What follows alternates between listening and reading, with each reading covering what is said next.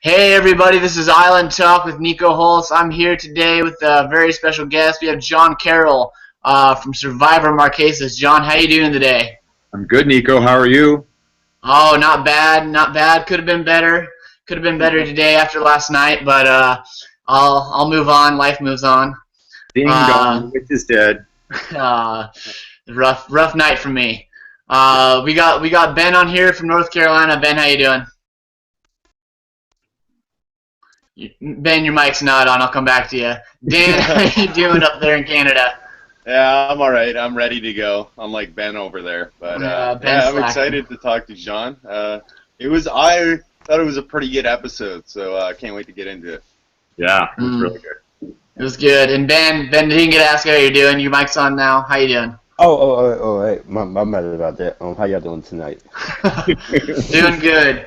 For anyone wondering where Dylan's at, he's running a bit late tonight. He had to work a little late, so he'll be joining us at about 7:40 Eastern time. So if he just pops in randomly and you see some creepy Santas, that will be Dylan. Otherwise, let's just jump into the episode. Crazy episode. Varner goes home.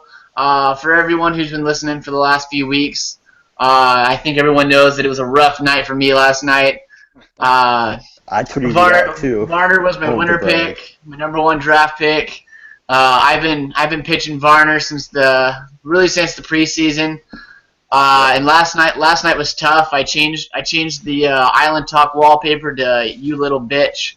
I mean, there's been a lot of angst up in here. So we'll talk about that a little bit. But overall, it was a really exciting episode. I really didn't think going into that tribal council that Varner was going to go. Until I saw that second Jeff vote, I was convinced Wu was going home. So the second I saw that second Jeff vote, I kind of died inside. Isn't that like an old rock song? Yeah. Somebody can Google those lyrics, and then you got yourself a soundbite. Why didn't they show the Tasha vote? Because I love that Tasha vote. She was like Jeff, but not pro host. I love that vote. But not probes. Yeah, that was funny. So John, I wanted to ask you about Varner, just overall how he was through the season. You've been a big Varner fan. I saw your little 20-second video you posted on Twitter last night about Varner going home. Just tell me what you thought about Varner this season, about him going home, and just like your overall views on how you think he played this season, and what was his overall downfall. Well, as an attorney, I can tell you that was a damn compound question. So let's see here. Let me try to break that down into its individual parts. Okay. So let's see here. Jeff Varner. Love Jeff Varner. I love old school. I love the fact that an old school player, all the way back to season 2, could be such a force in a new school Survivor world. I mean, he pretty much single-handedly stole the first month of Survivor Cambodia with his sidekick, Abby. I don't know that it necessarily all turned out as some of the best moves that he could have made, but from a television entertainment standpoint, it was fantastic. I mean, he's everything you want in a confessional. The second chance story, just jumping in there with that new school vibe, trying to work his way through it. At the end of the day, I think the only real mistake he made, I think, was trying to converse with Kelly right during a challenge. I mean, it was like the only really time I saw him really do something really stupid, and he knew it. I mean, he said it, last week in the episode, and it gave the opportunity for Savage and Tasha to at least have an opportunity to flip the game, and so it just opened that door, and then he was in defensive mode constantly from there, and it just set it up an opportunity for him, like it happened this week, to go home. Yeah, for sure. I mean, do you think just the him trying to speak to Kelly? Do you think that was you said that was the only thing you thought that really costed him, Do you think if he hadn't done that, he'd still be here, or do you think he'd still have that target on his back just because of how he was doing in the challenges and just his overall kind of persona? Do you think that was the only thing, or do you think that just, you know what I mean? Yeah. No. So here's the thing: is if you go back to what happened last time, they're in a group of 4. They're solid as a group of 4, for the most part. You've got Andrew as a threat. You've got Tasha, who's very smart, who's also athletic. So you had these 2 really big threats that were in the minority. And up until that challenge mistake and trying to communicate what was going on, there really was no reason to break up the 4. But as soon as he did that, that kind of spooked everybody, and it changed the dynamic. And once the dynamic got changed, then that created opportunity for Andrew and Savage and Tasha to kind of work their way into the mix, and allowed for dialogue that probably wasn't going to occur, or thought processes that really were not going to occur at the time that they did. So there he is, scrambling. He survives that vote. They lose again. See, if they had won again, it might have taken even more pressure off of them. But they're starving. They got a crappy camp, and now they're losing. And Varner is like right in the mix of some of their dysfunction. And so, I think they had to look at tribe security and longevity versus Abby's loyalty with Jeff. So I think last week's mistake with Wigglesworth is huge, and it gave Savage and Tasha all the room they needed to stay alive. And then they took control after that, and boom, he was gone. Okay, yeah, for sure. Yeah, I definitely, when he did that, I think it was a miracle that he made it through last week. And as much as I hated admitting it, he definitely was in a bad spot if they lost again this week. So it was unfortunate that they did, and didn't help that he hurt his foot too, and kind of made him even worse in the challenges. Yeah, his pinky toe. That little piggy didn't come back. So I say that little piggy wants some roast beef. It was hot out there too. Like I could tell by their face expression. Like it was so hot out there. Looked like they were gonna die from sunstroke. I thought Savage might pass out in that challenge. Just the way he looked like he was gonna have a heat stroke in the middle of the challenge. He really did. I actually thought that we were gonna have like a medevac, and when the tribe was kicking butt, and he's just like this monster beast, of winning the challenge for him, and then then all of a sudden they go back to back. I mean, you could just tell they just had no gas whatsoever, whatever left in the tank, and it had to be brutal because he's not in bad shape. You can tell that he's not in bad shape. Now Varner is for Savage, like he gave it his all. He's savage. Yeah, he's a savage. Varner, he wanted to give up, so I was like, yeah. And he had his super lycra power underwear on. Exactly. I mean, how do you stop him? Exactly. So a couple of the other things I wanted to touch on from last night's episode.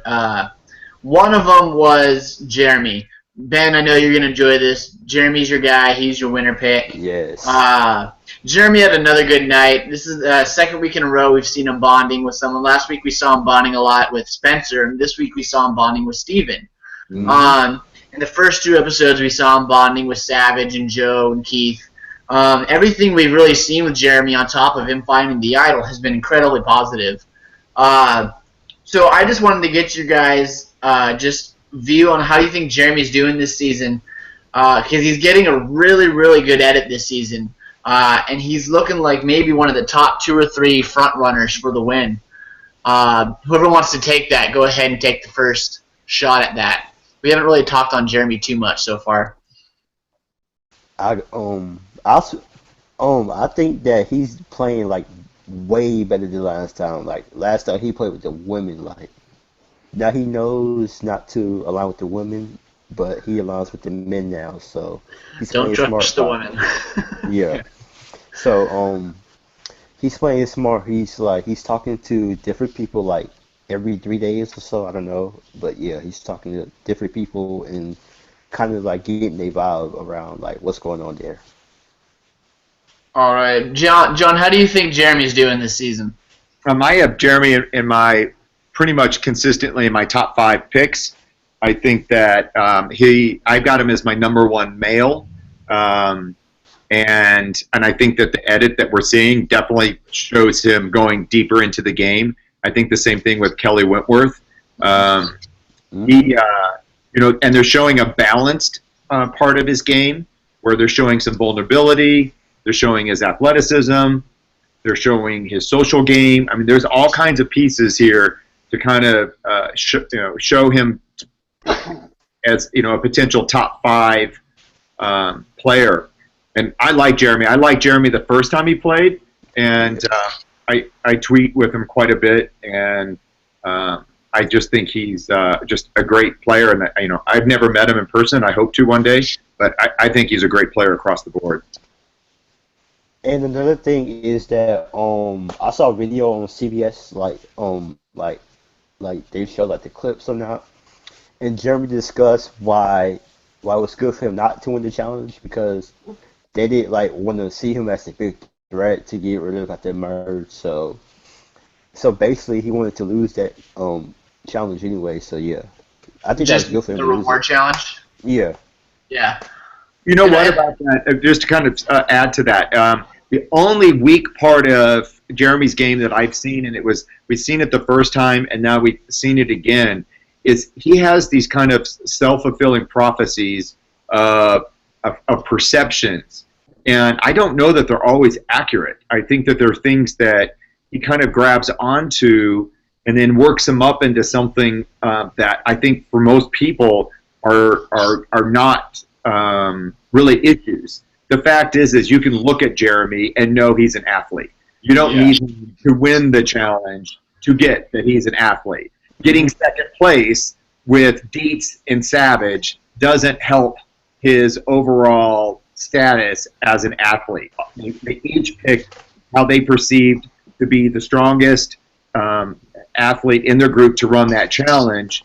And so the fact that he got second, really, I mean, it's irrelevant. The fact is he's a young, athletic male who's got game and is also developing a social game, and so that makes him a complete player and a big threat. And so like his wife being pregnant, I don't think that anybody would not vote for him to win the game because his wife was pregnant, but yet somehow that became like really important to him. And I think if there's anything that potentially is going to derail his game is if he makes a move later in the game based off of one of these false or misperceptions that he's kind of developed. Mm-hmm. Yeah, he's definitely come off very strong, but I agree he does spout a lot of things that he thinks are going to happen. I think he ends up making them happen more often than not. I agree with you there. One of the other things I wanted to talk about, another player who's kind of changed their game up a little bit. Cass, exactly. Cass really displaying a social game this time. Initially, when she's making that beat, I thought she was like making a fake idol. Like I was tweeting that out last night. Was she making a fake idol? That's awesome. And then 2 seconds later, it's like, oh, it's a birthday present. Who cares? First of all, it was like literally just feet away. So if she was making an idol, it would be from the Jason Siska school of idol making. Just be a freaking stick. Or Joe. Joe making that fake idol like that was no, because Joe's got skills. Yeah. Yes. PG would have had skills. Both Joe and PG could have made some false idol skills. Yeah, for sure.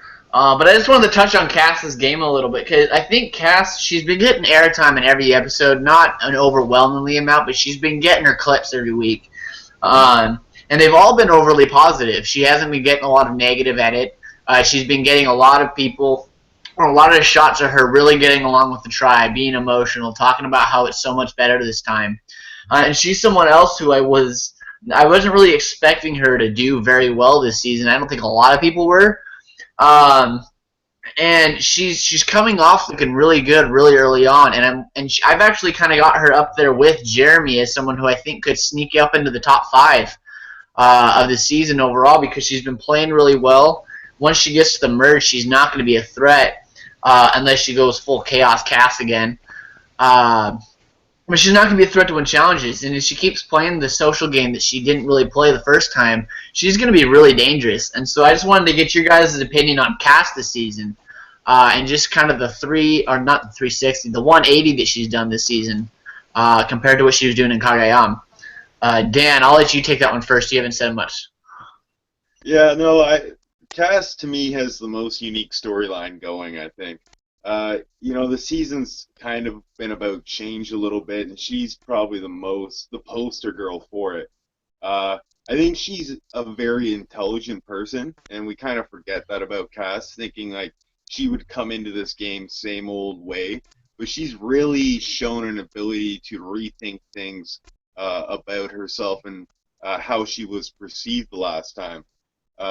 You have to wait and see how it all shakes out, and like how long this is really who she is, because I think at a certain point you are who you are, and it probably is going to like a monkey on your back. There's gonna be a point in the game where she has to bite her tongue, or there's a move that she wants to make and might be better judgment not to make it, because again, she has to remember the moves you make also isolate people as well. It's not just the social game, so hopefully she understands that.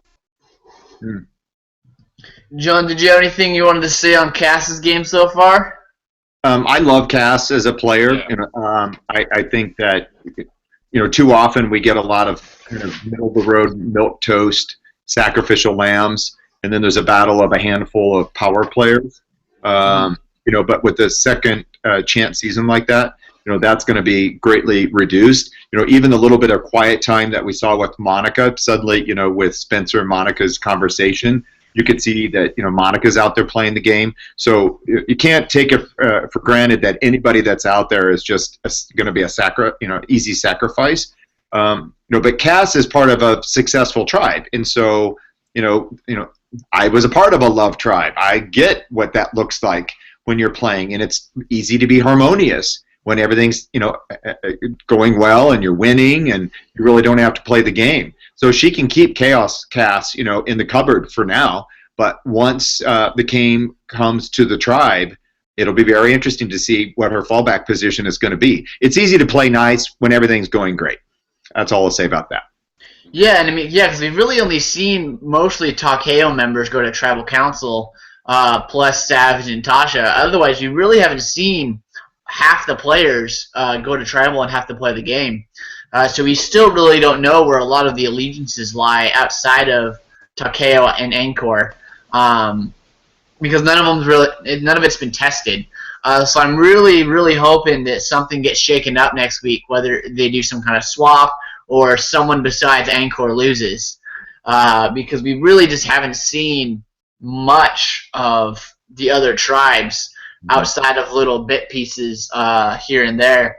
And you talked about Monica briefly. My next point was just that Monica spoke. Apparently Monica is on Survivor Second Chances. That's right. Not Kelly Wickles or Kimmy. Oh, that's right. That's Monica with the long athletic sock. Hey, before you move on to Monica, kind of an interesting piece is, they used the reference of the Love Tribe, when they were talking about that. So if you really think about these first four boots, they are all Takeo. And so even though they expanded to 3 tribes, the net effect is really like Marquesas, where you had Rotu versus Meta'amu.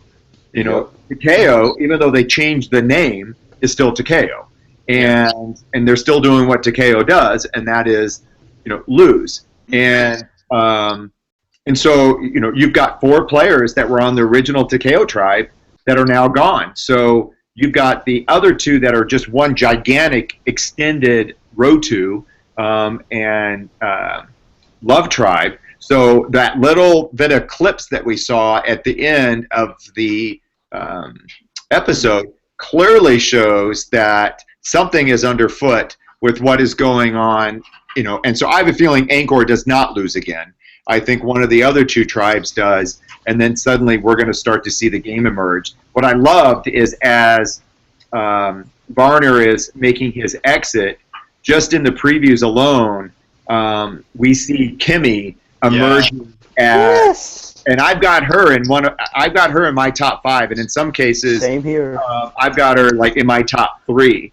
And when you saw the intensity of her face, and in whatever conversation she was having, and then she was talking about the casualties that I was like, we're switching from a male villain to a female villain. And what I love is they're both old school. I mean, they're all from Survivor Australia. So it would be awesome to see, the kind of the energy that Varner was bringing switch over now to a female old schooler and see what that looks like. So I'm crossing my fingers that what they're showing is some foreshadowing, and I hope it is Kimmy that's doing it, because that's a perfect example of somebody who went out early, who still had a lot of game left in them, and now that she's older and wiser and has a family to fight for, it's going to be a lot of fun to watch her. Yes, I agree with that. Yeah, I'm really glad that we're going to see some action on some of the other tribes next week, just from at least what we've seen. Dan, you were going to say something? Yeah, just going back to John's foreshadowing. Yeah, even Jeff's words, he said the least likely to get a second chance might become the most dangerous, and I don't know, Kimmy kind of fits the bill there. So watch out for Kimmy going forward, maybe. God, wouldn't it be great? It would just be so awesome. I was high on her going into the season. Dylan, who just joined us, is a rabid Kimmy hater. So yeah. What? I think Kimmy Cavanaugh is the greatest thing to happen to Survivor in the history of the game. Liar. Oh, that's such bullshit. Dan is misinformed. That's awesome. Yeah, I've got Kimmy. My power players are Kimmy, Kelly Whitworth, Jeremy, and Tasha. Those are my 4 power players. All right. Dylan, how are you doing tonight? How did you join us and immediately be thrown into the fire? I'm doing good. How's it going, everybody? Hey. Good. Yeah. So you missed out. We were just talking about Monica, your favorite. Oh, man. And basically, I didn't really have much to say to other than she spoke last night, and I guess she's on second chances. It was a monumental occasion. Yeah, other than that, I didn't really have anything else to say on Monica. I mean, she just kind of talked about she doesn't buy into Spencer's game, and we'll see. I mean, obviously they threw that in there for a reason, so you might think that maybe something's going to come up with that, whether it be a woman alliance or someone trying to gun for the guys on that tribe. So we'll see what comes on that moving forward. Yeah, Monica and PG were my other 2 in the top 6. Mm-hmm. Yeah. So PG's gone, but I've got Monica doing very well as well. Other than that, I really didn't have a lot to touch on from last night's episode. I had a couple points just from like the reward challenge, where it was kind of like a battle of the older guys, and which was kind of cool to watch a couple of the old school guys going at it with Jeremy. I was kind of surprised that Takeo just didn't say, Joe, go out there and just destroy them. But they put Terry out there, and he did pretty well. I was kind of curious on how they decided on that. If they just decided, hey, let's just throw out, like they threw Savage out, and they're like, okay, let's give Angkor a chance to win something, or so I was kind of curious on how they kind of came to that agreement to not. Terry said on the YouTube video that Jeff read right into it. He was like, so Angkor you pick, and then Takeo you pick, and then Bayon you pick. So they did have time to discuss. So yeah. Well, I knew that they kind of did that. I was just surprised that their immediate response for Takeo wasn't, Joe, go, you're perfect. I mean, I just felt like that they would throw Joe out, but it made for a really good challenge and a lot closer than I think if Joe was out there, I mean, they would have been first place, and he'd been taking a nap before the other 2 guys were done.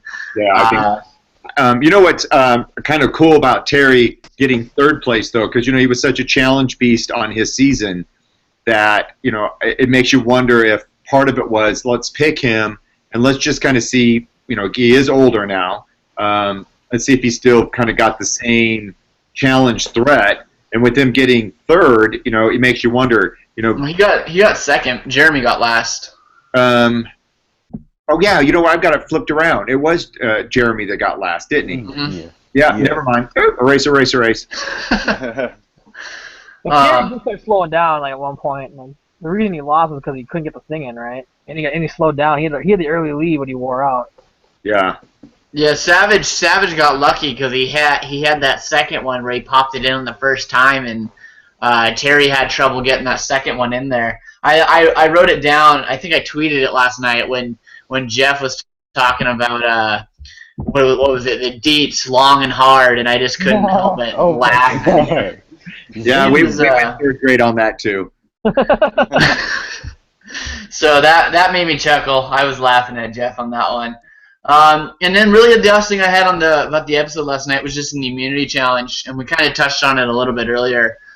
Just the brutality of that challenge in general. It seems like every time they do anything blindfold related, there's just injuries galore. I'm surprised. Spencer got hurt like 5 times. Yeah, I'm surprised he doesn't have both his knees popped out of his legs. They should do all the immunity challenges blindfolded. Have a collar up there, guide them through it. I want more moments like Tasha getting like wedged onto the block. That was funny. The Spencer moment kind of was scary. I thought like his femur shattered Joe Theismann style. Oh God! I was worried for him. Yeah. But Joe was doing good though. Yeah, Joe. I wonder if you could see a little bit because he was moving like he was like, oh look, like right here. He was just sprinting perfect. Yeah. That was ridiculous. I was actually watching the episode last night with a first-time Survivor watcher. I went to my buddy's house and I said we're gonna watch Survivor, and he's like, all right. And he thought the challenge was hilarious, just like especially the part where everyone's like bumping into one another. And then he's like, why is that yellow tribe giving up like right now? And I'm like, yeah, they're not that good. Hey, look for the new dance move too, the Terry. It's where you just move your arms like this and maybe shuffle your feet a bit. I'm gonna bring that Halloween night. Yeah. And when they're playing the music, Keith's just sitting there the whole time complaining how he can't hear the music. So outside of Niko? I said, and while Terry's doing the dance to the music, Keith will just be standing there complaining that he can't hear it. Wait, with his ear. We finally saw Keith. What? 3 episodes. I see what you did there, Dan. Yeah, I was like, did you get that? You totally bought that for real. It's been a long day. Yeah, I mean, just looking at the episode overall, Dylan, I know you just joined us. We already talked about the tragedy that was Jeff Varner going home. Really not knowing where. I'm really curious on where they're going to go now in terms of narration of the season, because Varner's really been the narrator of the first 4 episodes. Abby, there's Abby. And Abby's been one of the narrators too. She's an unreliable narrator, though. She's unreliable, I think. Because in terms of narration, you know. No, I think there's going to be a narrator coming, and it's going to be a different tone. And I would not be surprised at all if it's not Kimmy. Oh, I'm ready for Kimmy. Yes. I think they just need to keep Jeff on the island and just have him like in spy shacks and like doing narrations like Crocodile Hunter style, just like in the woods. Just be like, hey, you see Jeb approaching the fish back.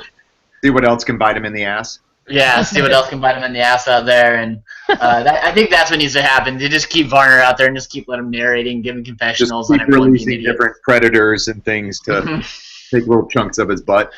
Exactly. Here's a question. My buddy messaged me after the episode last night, and he said he for sure thinks that Varner's coming back for a 3rd season. Do you guys agree? Oh, I think that there's no doubt about that. Yeah, I think definitely if they ask him, I think it'll be pretty much if he wants to, and I can't imagine he wouldn't want to.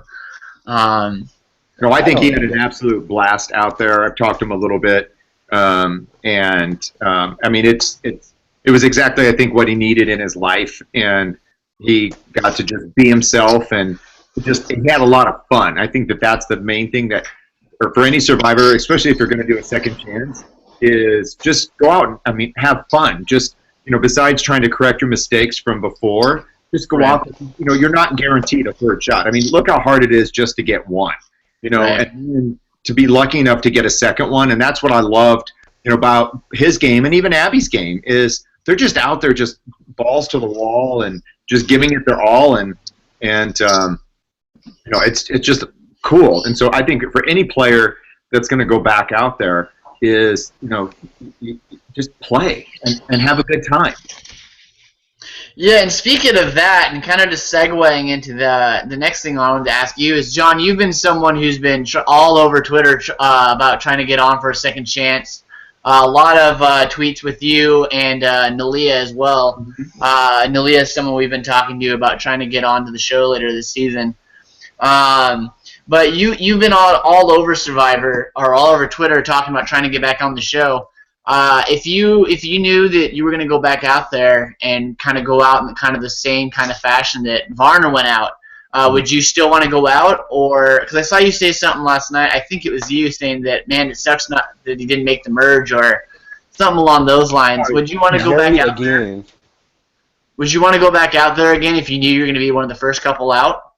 Yeah, I would go back out there because I don't think anybody believes they're going to be the first one out because you just never know what dynamic is going to come into play. I mean, think about like what happens with Takeo. They get out there, you already know that you have an unpredictable player in Abby, and you don't know exactly how that unpredictability is going to reveal itself.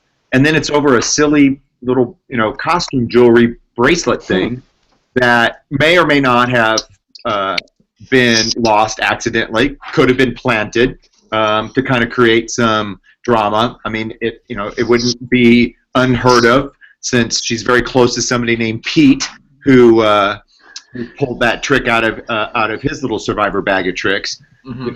And so suddenly PG, who is the way I kind of saw PG is that she just didn't understand like what was happening with Abby just driving all of that behavior. And I think PG just got caught flat-footed, and then by the time she realized like how much trouble she was in, completely innocently, what it looked like, her game was over. Well, I mean, there could have been much bigger targets that were out there, but that created a lot of a diversion. And if you watch every season, something always happens to separate somebody. And whether they get sick, they get in a fight, they're perceived to have stolen something, or they're looking for idols. I mean, look at Steven, right away. He's playing one kind of a game that's completely different than the tone that we're seeing for the rest of the players. So what does that do? Puts a target on his back. Our season, it was Kathy. Kathy got really full of anxiety and drew a lot of attention to herself because we didn't get a fire and we didn't get water, and it really alienated people. So you didn't have to really worry about anything because somebody was already offering themselves up, to be voted out. So I don't think that just like because I'm campaigning or Nalia's campaigning or anybody else that's going to come out of the woodwork, if they think that might get them on the radar, that's just campaigning. That's just saying, look, I just want to get a shot at an interview to get back in and play the game again.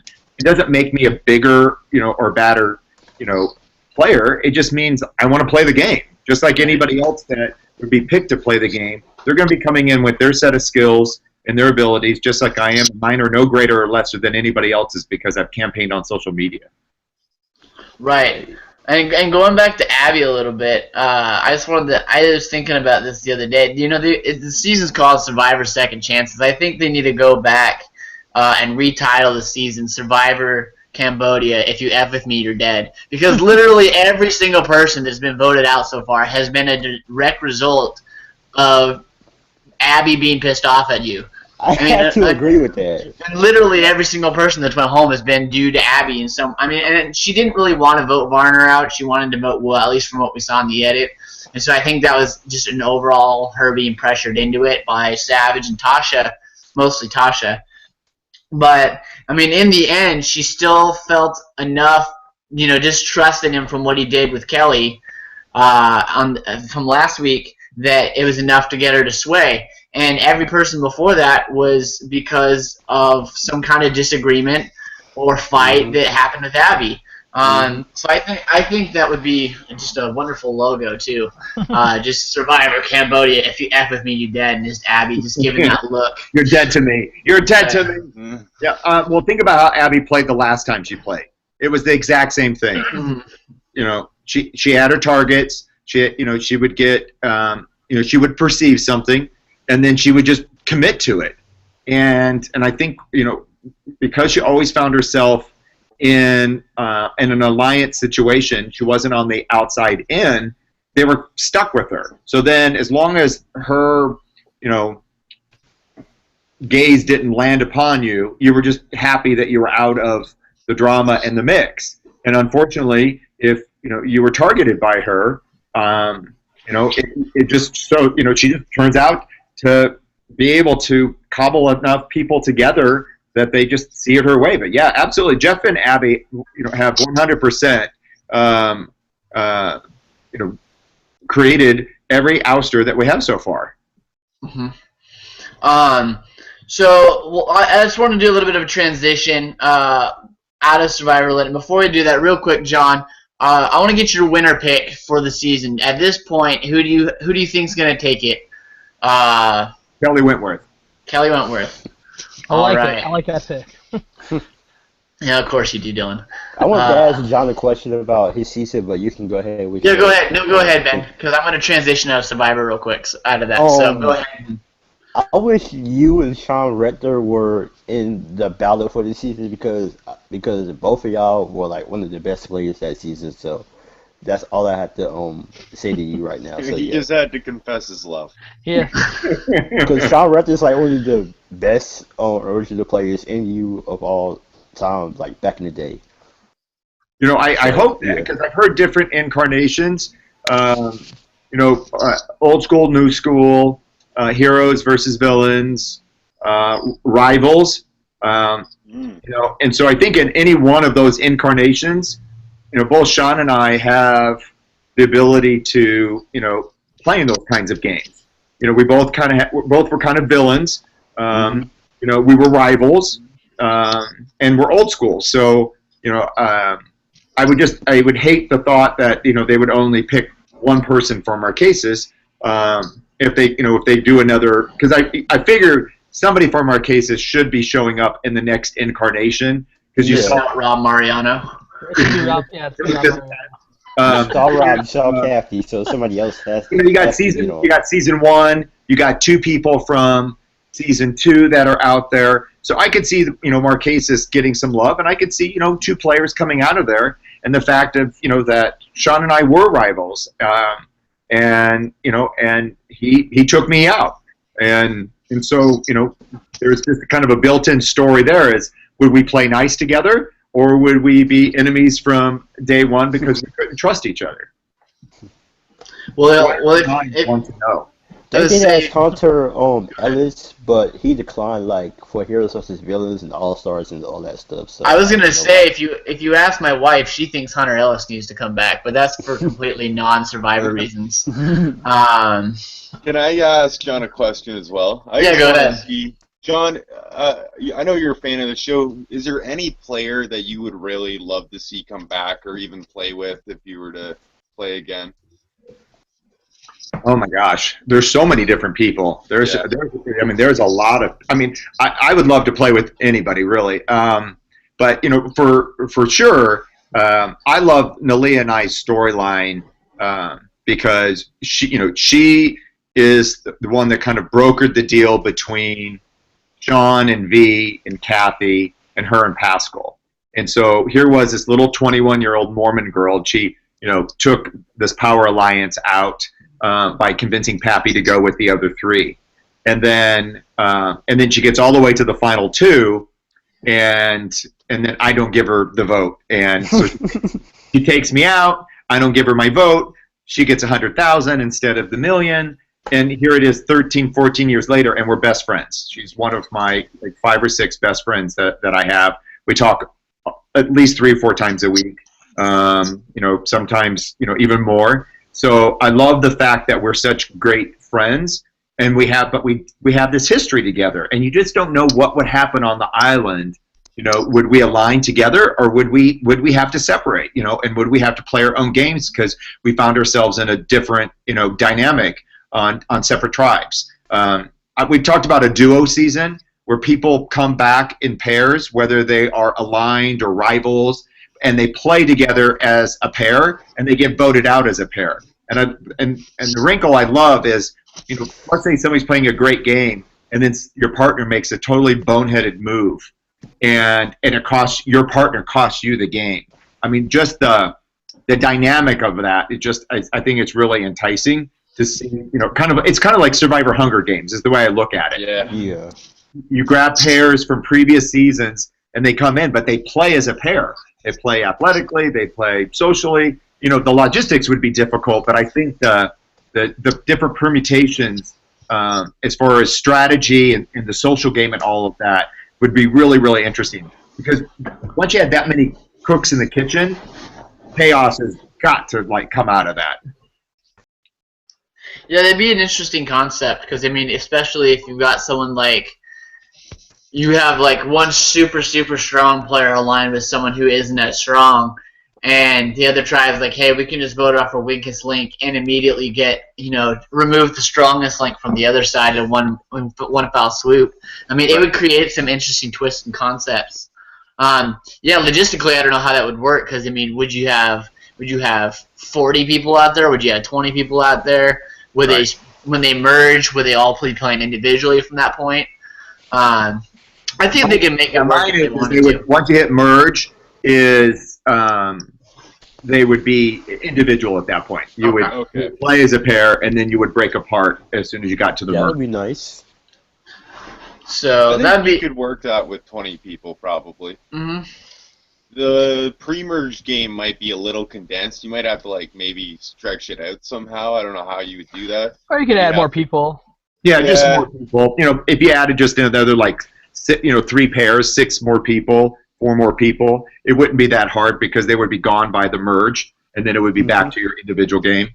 Or it could be an instance where you bring back Redemption Island, and they do some kind of thing where the first pair voted out goes to Redemption, one person stays, and then the next pair voted out competes, and they compete, and one person stays, and then they bring back one person at the merge, and then they end it because otherwise Redemption Island and post merge is garbage. But yeah, so I think that'd be an interesting concept. I think it'd be something cool to watch, just because of all the different dynamics that you explained. Let me try my other show idea too. It would be kind of like a fans versus favorites. So CBS and production and Jeff Probst would pick who the favorites were going to be, and then let the fans campaign, and then let a favorite pick out of the ones that are there, like a heroes versus or blood versus water kind of a theme, that you get to pick the fan that's out there to be your other counterpart that's out there. But that there's some campaigning stuff that's put together in order for you to kind of figure out, here's your team. It'd be like a draft. You would be drafting your favorite to play with you. Casting and all that would get you the pool, but then the fan would get to pick out of that mix who they would do the kind of the blood versus water thing with. That'd be really cool, opening episode too, to watch them pick who they pick they're gonna play with. Yeah, that'd be especially if they did it on the beach, where they brought 20 castaways out, and all the fans are out there, and then they immediately just send 10 of them back on a boat. That'd be so brutal. I mean, forget Wanda and Jonathan. Wow. I mean, forget that is brutal. That would be just devastating, especially if they don't tell them that's what's happening. Yeah. And they just think it's a full All-Star season, and then 10 of them just immediately go home. Yeah. Oh, that'd be awful. That'd be fantastic, but it'd be awful. But at least they could say they made the show. Exactly. Maybe second timer, returning player. So we got a few more minutes with you, John. So I wanted to touch on something with you really quick, just because I know it's something that you've been really passionate about. You've been on Twitter talking about it. For everyone that's watching, you can notice that all of us Island guys, we're all wearing pink in support of breast cancer awareness. And also, we wanted to do it because we know you're a big advocate for breast cancer awareness. And you just last week, I talked to you initially about trying to come on last week, but you had your movie premiere last week. So I wanted to give you an opportunity to kind of talk about what it is you're doing, talk about your film, why it's so important to you, and just go ahead and take the floor on that. And if you want to give us some links at the end and tweet them out to us, we'll tweet them out. Yeah, so go ahead and take the floor on that. Oh, great. So what you're talking about is my mom's story. The same mom I cried about at the end of Survivor Marquesas when I got voted out. I'm a mama's boy. I'm very close with my mom. But in April of 2014, my mom was diagnosed with stage 3 breast cancer, and today is the 3-year anniversary of my dad's death from lung cancer. And so over the last few years, it's been we really didn't have anybody in our family with cancer, and then all of a sudden in the last 3 years, I lost my dad to lung cancer, and then my mom is battling breast cancer. And she had a normal mammogram in August of 2013, and then 8 months later, in April of 2014, they found a 7.5 centimeter tumor in her left breast, which is the size of a small lemon. And we couldn't figure out, like, how could she have a normal mammogram in August but yet have stage 3 breast cancer in April. And so when we got the mammogram, I saw it, and I'm a nurse, but now I'm an attorney, and I've seen mammograms before, and I always wondered, when I see them, I would see a lot of this white stuff on the mammogram, and I thought, well, radiologists must have some way of being able to see cancer and all that white stuff that's there. Well, that wasn't correct. The white stuff is breast density. It's a fibroglandular tissue that younger women have that kind of gives the shape, the breast its shape and things like that. And then as women get older, that fibroglandular tissue, that dense tissue, turns into fatty tissue, and that is what a mammogram can see through, is the fatty tissue. So on a mammogram, one that's really fatty is pretty much black, and then you would be able to see a tumor in the black. But with a dense breast, the tissue is almost all white, and so tumors show up white, and what you're seeing is white on white. And so when we saw my mom's mammogram, the 7.5 centimeter, roughly 3-inch tumor was in that white stuff. And I got really, really mad, because I wanted to know why nobody had told my mom that the mammogram that she had gotten was pretty much was incomplete. It was not a full evaluation of her breast, because about 60% or so of my mom's breast was dense. So only 40% of her breast could actually be evaluated for breast cancer. The rest of it was all white. And they say that finding a tumor is like trying to find a snowball in a snowbank. And so then I got mad. And so right away, my mom and I and my sister, we went on the local news to start, kind of getting the word out about breast density. Then we found out there was a whole organization out there called areyoudence.org. And they are trying to change the laws across the country so that if a woman has dense breasts, one, they're told that they have dense breasts, and number two, they're told how dense they are. Because the denser they are, that is a risk factor for breast cancer itself, but it means that it's unlikely that a mammogram alone will be able to find a tumor in the density, and that women with dense breasts and other risk factors alone or just with the density need to consider other screening tools like ultrasound, 3D mammography, and breast MRI. And so the short film, Dense, is my mom's journey. And we literally started filming the minute that she was diagnosed. And so I produced it with my friend Chrissy Ham, who was the director, and we laid out the scenes that we were going to do for the short film, which basically was the moments of my mom's life as she was going through the process of getting ready to have the double mastectomy, and then the recovery, and then and showing what it looked like before and after. And so a friend of mine, a really dear friend of mine, Cherie Phelps, we pronounce it the French way here. Cherie is this amazing photographer. And so I approached my mom and I said, would you like to do a photo shoot and say goodbye to your breasts? And she didn't even think twice about it. And I just thought, there's no way she would probably want to do it. And she said she did. And It was the most beautiful I had ever seen my mom. And she was so courageous. And you'll see that in the film when you see her talk about her breasts and what they've meant to her as a woman and getting ready to undergo the mastectomy. And that film that she allowed us to put together is going to save lives. And I know that it has saved lives. And so breast density is really, really, really important to our family. As a matter of fact, on Monday, I'll be on the CBS affiliate here. It's called The Morning Blend with Dr. Grange, who is my mom's breast surgeon who did the mastectomy.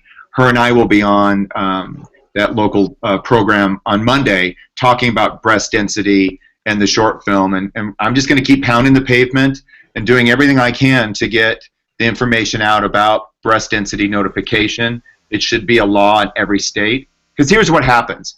A doctor orders a mammogram, a radiologist a radiology center performs it, a radiologist interprets it, a report goes back to the doctor, and essentially has a whole bunch of stuff on it, and there may be some language about breast density, but it ultimately says it's a normal mammogram. So the doctor that orders the mammogram, and I call it the mammography triad, patient, radiologist, ordering physician. The ordering physician doesn't understand what breast density is. So when they see that there's no cancer, they say it's normal. But what may be normal is only 25% of the tissue that could be seen. And the ordering physician is unaware that 50 to 75% of the mammogram or of the breast could not be seen on the mammogram. And so that's where the disconnect is. And so what we're trying to do is get the radiologist to send a letter directly to the patient to tell them that you have dense breasts, this is how dense they are, and that there are other screening tools that you may have to consider and that you need to have a conversation with your physician about that. So that's my long-winded breast density notification speech, and there you go. And can you give the website one more time? Sure. So for breast density information, it's rudense.org. Okay. And for the film, if you go to unpavedroadproductions.com, you will find the short film there. It's called Dense. If you go to my Twitter, which is @FirstSurvivorJohn, and that's first one ST, @FirstSurvivorJohn, if you just scroll through my tweets, you'll see where I've been tweeting out the link to the short film. I've been pretty excited that the different survivors have been retweeting it. Lots of Survivor fans have been doing so. Octavia Spencer, who won the Oscar for Help, she retweeted it. Martina Navratilova has retweeted it, and so we're getting the word out slowly but surely. But it's a really important subject. And then the last part is people need to understand that men also are at risk for breast cancer. And if you have breast cancer in your family, as far as a mother, grandfather, or an aunt, men need to be aware that they're also, at risk, and so they have to be aware that they need to do their own self-exams.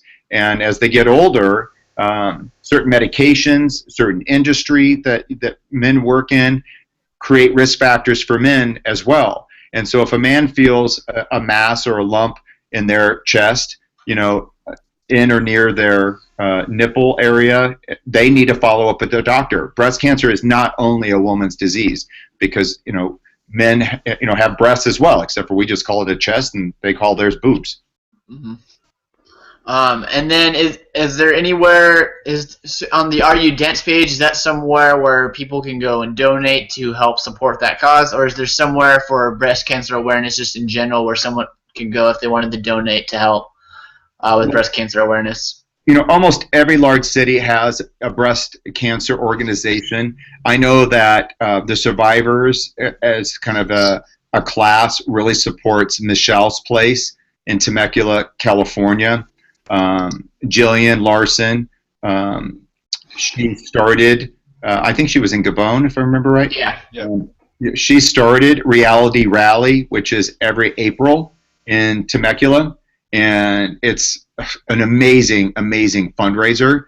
I think the two best fundraisers, I think the Survivors have been associated with has been Michelle's Place with Reality Rally in California in April, and then Give Kids the World in August. Those two have really done it up right, and Survivor, Big Brother, Amazing Race, and a number of other reality show cast members have really come out to support both organizations. But yeah, so if somebody's looking for a breast cancer place to make a donation, you've got your local breast cancer resource centers, and then you also have Michelle's place out in Temecula. All right, and then before we wrap this up, John, is there anything else that you had going on that you wanted to share or pitch, or just whatever it is that you might have? Just a couple things here.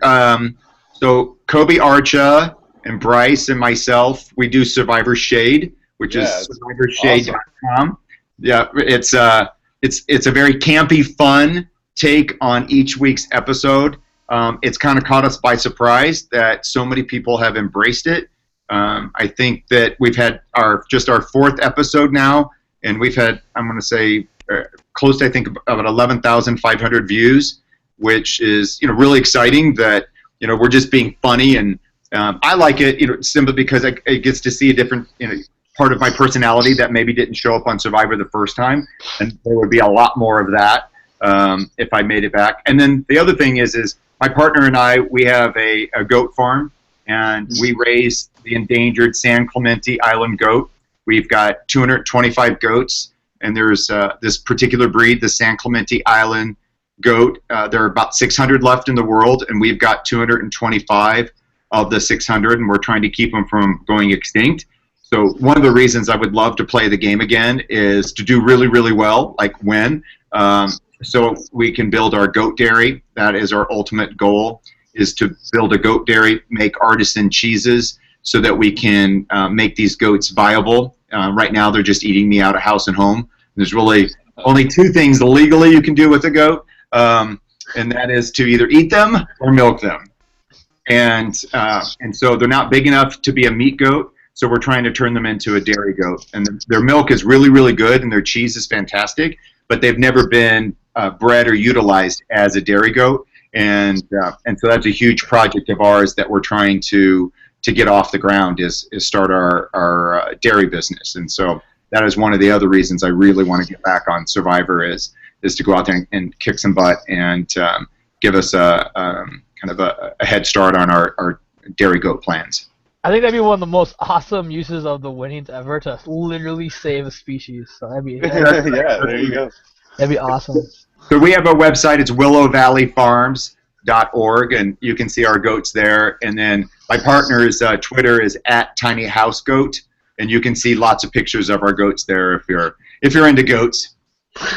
I'm into goats. I'm a weird goat. All right, we're going to wrap up here. Did anyone else have anything they wanted to say to John before we wrap this up?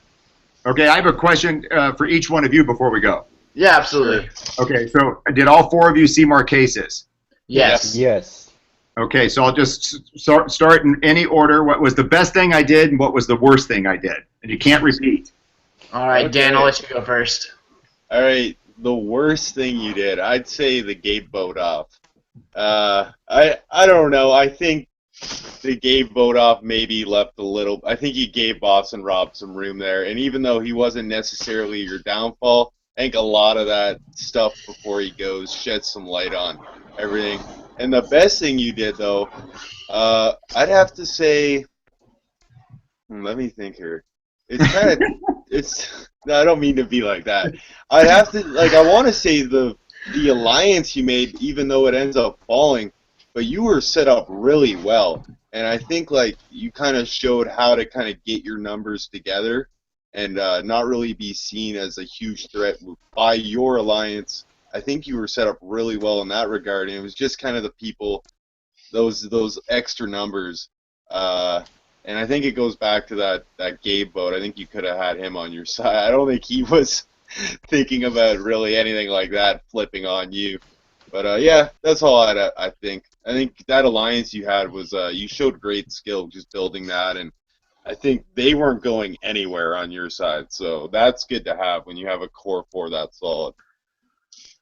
Ben, you want to go next? The best thing that he did was taking out Boston Rob. Like that's the good thing I know about that. I can't really think of a bad thing, but yeah. Oh, suck up. Yeah, I struggle with the bad thing. I mean, the good thing, and Ben's not even gonna give a bad thing. I look like a dick. Yeah. Dylan, do you want to go next?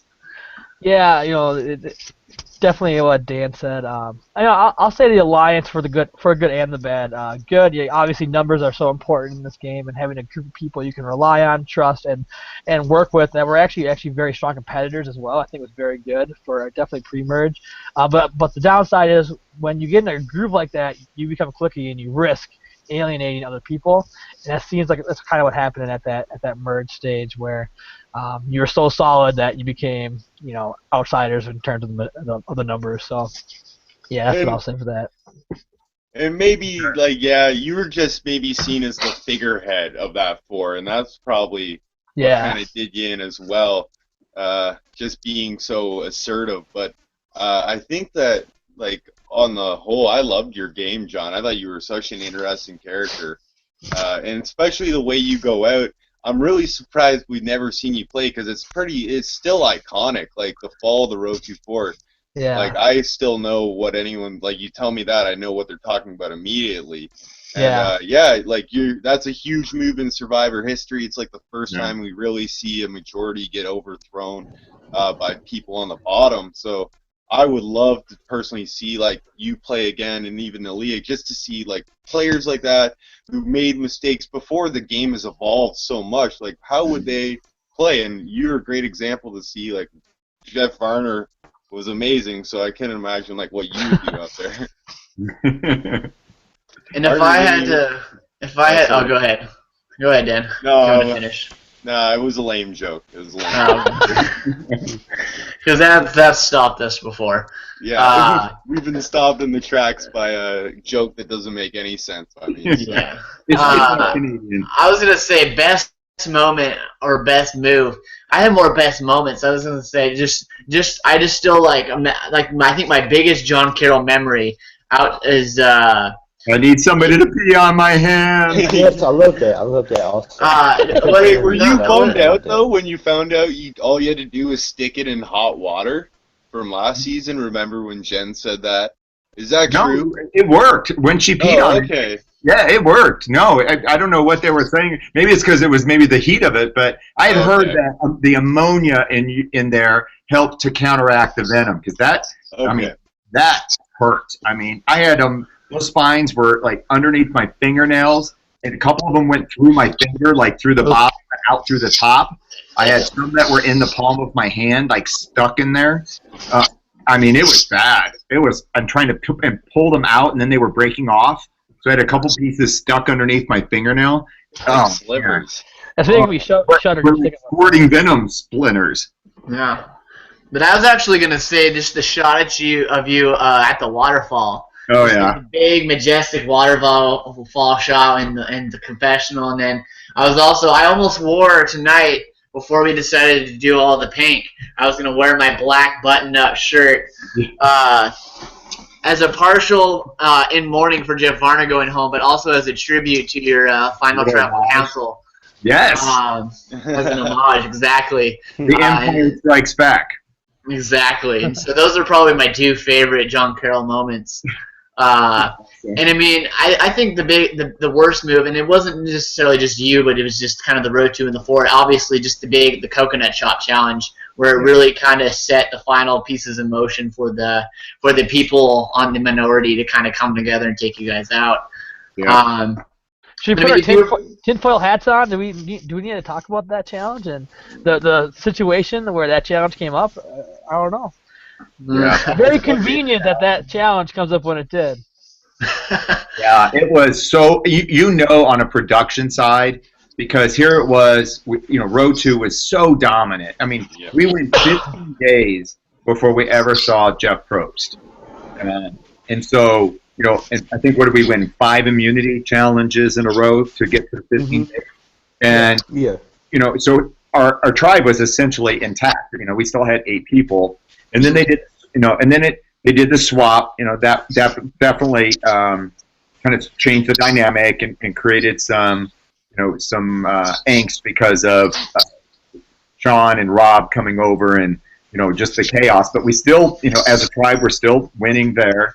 And then Gabe getting voted out without a doubt from a strategic standpoint was it was premature based off of paranoia and a lot of other stuff. There's no doubt I can look backwards at it and look at it and think that was not a good strategic move. It was born out of a lot of insecurity and paranoia. But the getting to the strength of our tribe, overall, and then the near kind of threat of a pagonging of epic proportions, which would have not been good. It just would not have been good, for the viewers. It's only the fourth season. So now the tribe swap really hasn't slowed us down. Rob and Sean hasn't slowed us down. We're still intact. The Road 24 are driving. V's kind of attached as our fifth. Pascal, Nilly, and Kathy probably were not going to be an overall challenge threat. And so in my mind, if we could just get one more vote, even if we got to a tie, I felt like we would be in a really good position. But from a viewer standpoint, who would want to see that? And so all of a sudden, this amazing challenge that is really disguised well, and we just fell into it hook, line, and sinker. And when I got chopped out, I think I was chopped out third. I think it was maybe like Kathy, and then I think I know Sean was out, and I was sitting next to him somewhere. So we were out really early, and then sitting there watching General and Tammy take everybody out in the order in which we had discussed it. It was a really helpless feeling. And then right when we got back, I got pulled away to confessional, so I couldn't do any damage control or anything. So by the time I got back after a very long confessional, everything had already been put together. And I approached different people to see, because I knew what was going on, and I was trying to figure out if I could save myself. And my biggest regret is I didn't fight harder in tribal council. But we were in those early seasons, and you didn't really see people do that, and and I really regret that I didn't.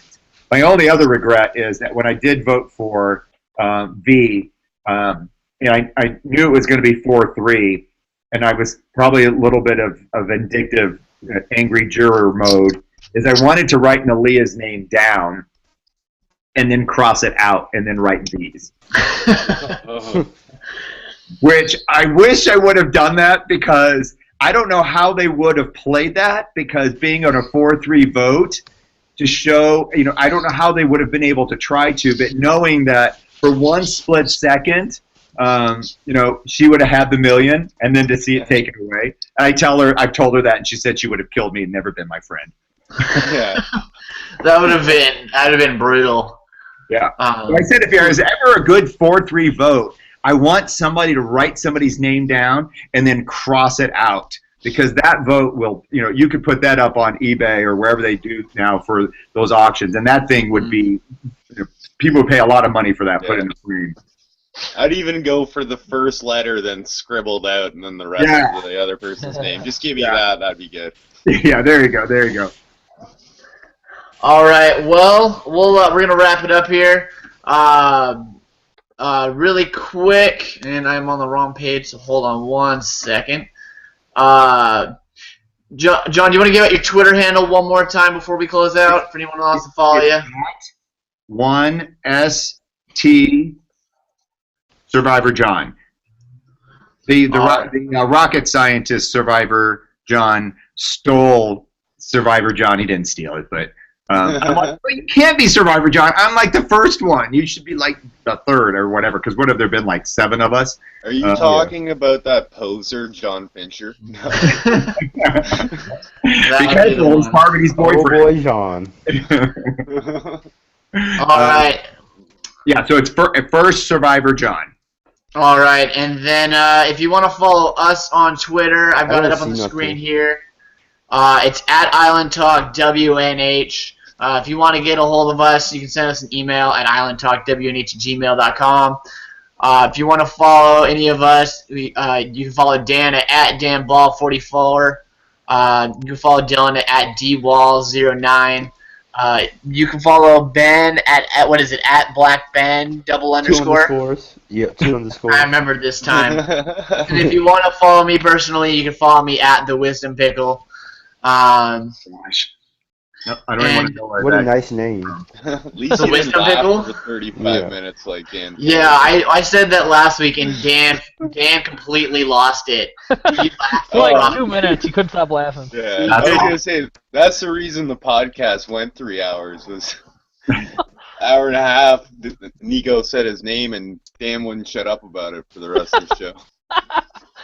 Maybe Yeah, pretty much, his, pretty much. luxury item is a wisdom pickle. There's a lot of ways we can go with that.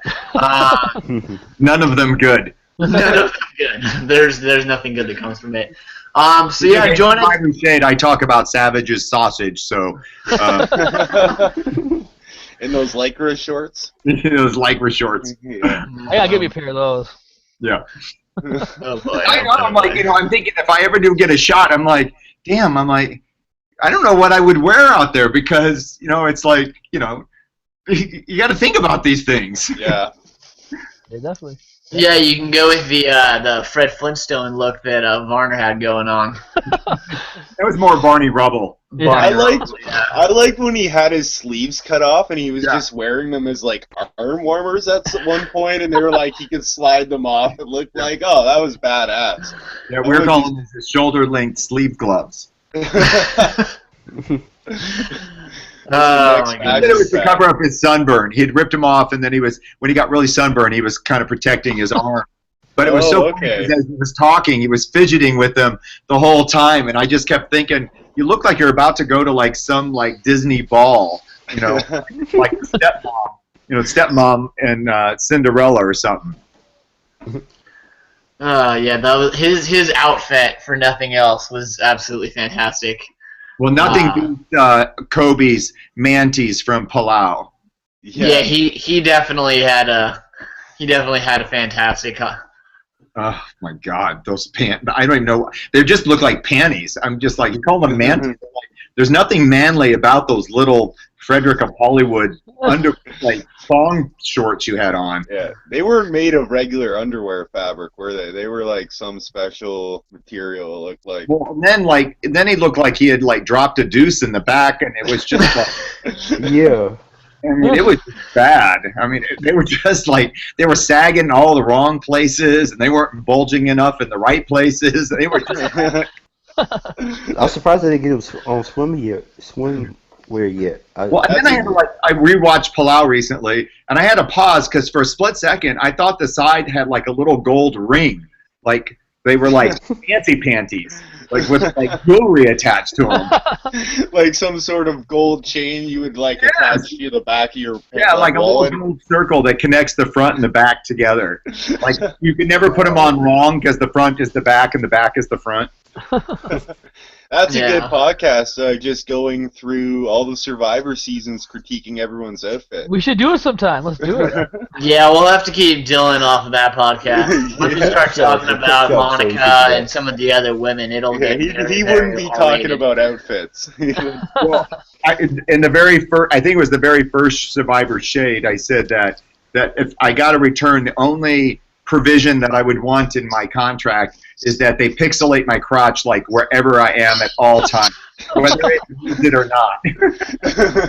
just so it looks like you're hanging brain all the time. Eh? That's right. That's exactly right. I'm like, damn, look, they're pixelating him, and he's in. Like, what is up? This guy can't get the right size of shorts here. What's up with this? Oh, I my can't goodness. figure out like who they decide to pixelate and who they don't. I mean, like if you get pixelated, you're like, yeah, they pixelated. Yeah. Yeah, they didn't do that to Marcus and the Dubone, and you see how that turned out. I was just going to say. Yeah. The Pixelators missed one. Yeah, they did with the boxer fly. Yep. Forgot about that. I haven't watched Gabon, I think, since it aired, so it's been a while. What, is there some wiener in that season? In the premiere, when they're like running up the hill They're and stuff. running. Yeah. They're rolling a ball. And he was rolling the ball. All right, the ball was rolling out. Yeah, it was very cold that day. I'd have to go back and There watch was some that. there was some shrinkage involved. Seinfeld. Yeah. I'm like, it's like, Is it Gabon in Africa? Yeah. yeah, Yeah, known for their cold climate. that's it. It was terribly cold. It was cold that day. Whole day on the equator. Oh, we're getting way off track here. So wonderful. It says shades of Dan Foley now. I would say this is how we went 3 hours with Dan. I think we got stuck on the tribe swap for probably an hour and a half. Yeah. So how about the tri swap, guys? Yeah. Yeah. How about that tribe swap? All right. So let's wrap this up. If anyone doesn't have anything else to throw out there, we'll close Thank this you, out. John, for coming on the show. Yeah, thanks so a lot, thank John. It was a lot of And fun. for everyone out there, John was our first person to commit to coming on the show. We confirmed about a month ago. So thanks again, John, for taking a chance on us and coming on the show and just having fun with us for about an hour and a half. And we appreciate it. And you're always welcome to come back if you ever want to. And we had fun tonight. And we'll if you want to go and you want to help out with the if you want to see John's video or go onto the webpage on breast density, we're going to post the link in the YouTube video, and as well we'll tweet it out after the show. So with that, thanks again, John, for coming on the show tonight. We really appreciate you coming on. And, peace out. And we'll see you guys on Tuesday for the Power Ranking show. And hopefully we can secure a guest for next Thursday. Dan, did you have something real quick? Oh, yes, I'm continuing to smash Dylan in our power rankings. I had Jeff Varner number 17. Where did you have him, Dylan? Number 3? I had him at a healthy 8. Okay. Healthy 8, yeah. Not quite as exaggerated, but still pretty bad. You can segue out now, Niko. Hey, just like Survivor, power rankings are a marathon, not a sprint. So I'll see you. Yeah. With that, all right. See you later, guys. See you later, John. Thanks everyone for coming, and we'll see you guys on Tuesday at 7 Eastern. All right. Bye. So, bye. Bye. Hey.